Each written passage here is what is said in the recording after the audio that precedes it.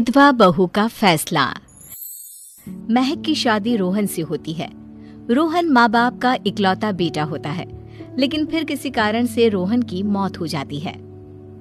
बेटा महक, तेरे आगे इतनी बड़ी जिंदगी है, फिर बच्चों की भी जिम्मेदारी। तू कोई काम कर ले।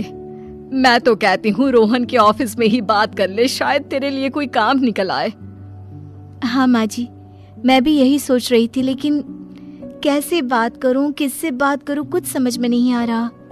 अब वो क्या नाम था रोहन का जो दोस्त हुआ करता था, पहले तो बड़ा आता था हमारे घर। राकेश की बात कर रहे हैं? पर वो तो रोहन के बाद से कभी आया ही नहीं, पता नहीं कहाँ है वो। आया था, एक नहीं कई बार आया था, लेकिन मैंने बाहर से ही भेज दिया। घर के अंदर झांकता रहता था, मुझे ठीक नहीं लगा। अरे आपको तो पता नहीं क्या ठीक लगता है और क्या नहीं। उसका नंबर है मेरे पास, मैं आज ही फोन करती हूँ। सास राकेश को फोन लगाती है और शाम को घर आने का न्योता दे देती है। अरे आंटी, ओहो भाग्य हमारे कि आपने घर बुलाया। मैं तो कई बार आया, लास्ट टाइम तो अंकल से मुलाकात भी हो गई थी।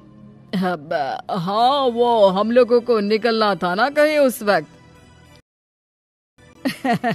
अरे छोड़ो ना बेटा, बोलो क्या लोगे? आपकी बहू। क्या बकवास कर रहे हो राकेश? अरे मेरा मतलब ये है कि आपकी बहू कहाँ है? भाभी जी के हाथ की चाय की बस एक प्याली मिल जाती तो। महक चाय लेकर आती है, लेकिन वो जैसे ही राकेश की ओर देखती है, उसे राकेश पसंद नहीं आता। वो अंदर जाने को होती है कि अरे भाभी जी कहाँ जा रही है, बैठिए तो सबके साथ। जी नहीं, बच्चों को खाना खिला रही हूँ, आप माँ जी से बात करें ना।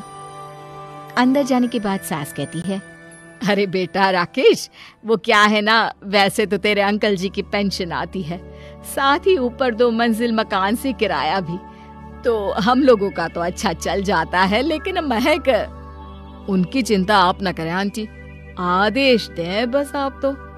देखो भाग्यवान, रहने दो, कोई बात नहीं, मैनेज हो जाएगा। अरे क्या मैनेज हो जाएगा अंकल, हमें भी बता दें।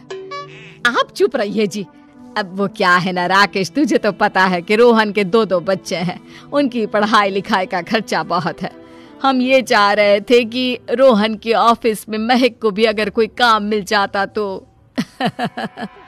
क्यों नहीं आंटी जी, मैं हूं ना, मैं बात कर लेता हूँ। वैसे तो आप हाँ ही समझिए। महक भाभी को बोल देना कि कल तैयार रहें मेरे साथ ऑफिस चलने के लिए, मैं मालिकों से मिलवा दूंगा उन्हें। महक अंदर से सब सुन रही थी। अच्छा आंटी जी, तो चलता हूँ, कल आ जाऊंगा। अच्छा भाभी जी, तैयार रहिएगा कल। राकेश तो चला जाता है, लेकिन ससुर सास पर बरस पड़ते हैं। मुझे ये आदमी एक पैसे का पसंद नहीं है, तुम इसे बोल दो कि हमें कहीं नहीं करवानी बहू से कोई नौकरी। अरे क्यों नहीं करवानी, सारा पैसा मैं इसके बच्चे और इसी पर उड़ा दूंगी, तो मेरी बेटी को क्या दूंगी? जरूरत क्या है तुम्हारी बेटी को तुम्हारे पैसे की? अरे वो तो पहले ही बड़े पैसे वाले घर की बहू है। अपनी बहू की सोचो जो अब तुम्हारी बेटी जैसी है। बच्चे रोहन की आखिरी निशानी है। अरे अपना भाषण अपने पास रखो, सारा दिन घर पर बैठी रोटियां तोड़ेगी, तो काम करे ना कुछ बाहर जाकर। बहू सब सुन रही होती है।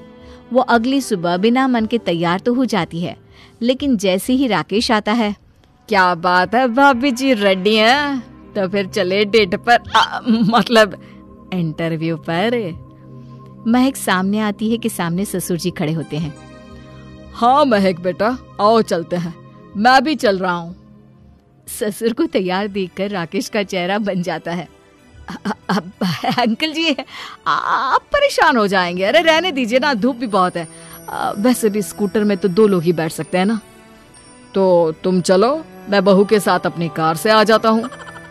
महक ससुर जी को देखकर खुश हो जाती है, उसे शांति हो जाती है। वो लोग रोहन के ऑफिस जाते हैं, जहाँ बॉस कहते हैं, नमस्ते अंकल। नमस्ते महक, कैसे हैं आप लोग? रोहन का सुनकर बहुत दुख हुआ अंकल, वैसे कैसे आना हुआ? बेटा, क्या हमारी बहू के लिए तुम्हारी ऑफिस में कोई काम मिल सकता है? हमने राकेश से इसी सिलसिले में तुमसे बात करने को कहा था। उसी के कहने पर हम दोनों तुमसे मिलने आए हैं। राकेश ने तो कोई बात नहीं की। ऊपर से उसने तो आज की छुट्टी ले रखी है, ऑफिस भी नहीं आया। बोल रहा था जरूरी काम से जाना है। महक और ससुर एक दूसरे को देखने लगते हैं। वैसे महक, क्या किया है आपने? I mean, इंग्लिश कैसी है आपकी? महक बॉस से अपनी पढ़ाई लिखाई और क्वालिफिकेशन के बारे में सब कुछ बताती है। ग्रेट, आपके लिए काम तो है लेकिन ऑफिस में नहीं। सर, मेरे बच्चे छोटे हैं, मैं फील्ड में काम नहीं कर सकती हूँ। मतलब वो काम घर से करना है, घर से रहकर बच्चे भी देखें और घर भी देखें, लेकिन हाँ, काम जरूर से करें। वो काम डाटा एंट्री का है, तो जब भी वक्त मिले काम करें, और इसके हम आपको अच्छे पैसे भी देंगे। महक बॉस की बात सुनकर खुश हो जाती है, उन्हें थैंक्स बोलकर घर आ जाती है। किसके साथ भेज रही थी तुम महक को? अरे वो कमीना, उसने तो ऑफिस से छुट्टी ले रखी थी, बात भी नहीं की थी उसने बॉस से बहू के काम के लिए। वो तो अच्छा हुआ कि मैं साथ में चला गया। हाँ, ठीक है, नौकरी मिल गई ना, इतना ही काफी है।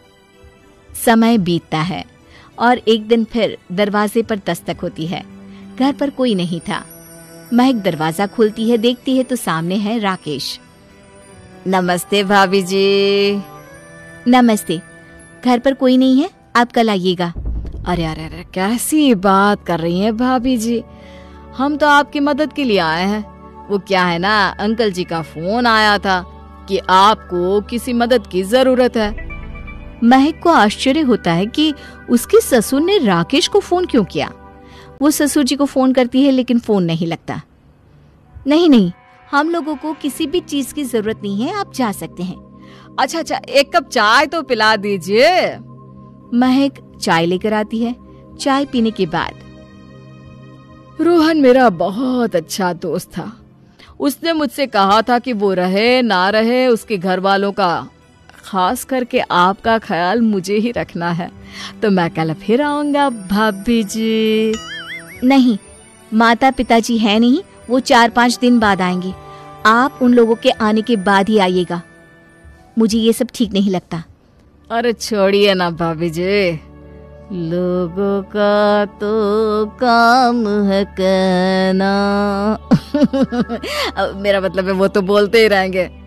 आता हूँ मैं कल। महक को अब गुस्सा आ जाता है। हमेशा शांत और मधुर बोलने वाली महक पहली बार जिंदगी में फैसला लेती है, और फैसला होता है राकेश को सबक सिखाने का। बड़े बेशर्म हैं आप। किसने कहा आपको कि आप आए? अरे भैया, साफ साफ बोला ना कि नहीं जरूरत है किसी की मदद की। मैं अकेले सक्षम हूँ अपना घर संभालने के लिए। आज आखिरी बार बोल रही हूँ, इस घर की तरफ आंख उठाकर भी देखा ना तो देख लेना, वरना पुलिस के हवाले कर दूंगी। निकलो यहाँ से, या धक्के मार कर निकालूं। पुलिस का नाम सुनते ही राकेश वहां से 9-2-11 हो जाता है, और महक को अपने फैसले पर गर्व होता है।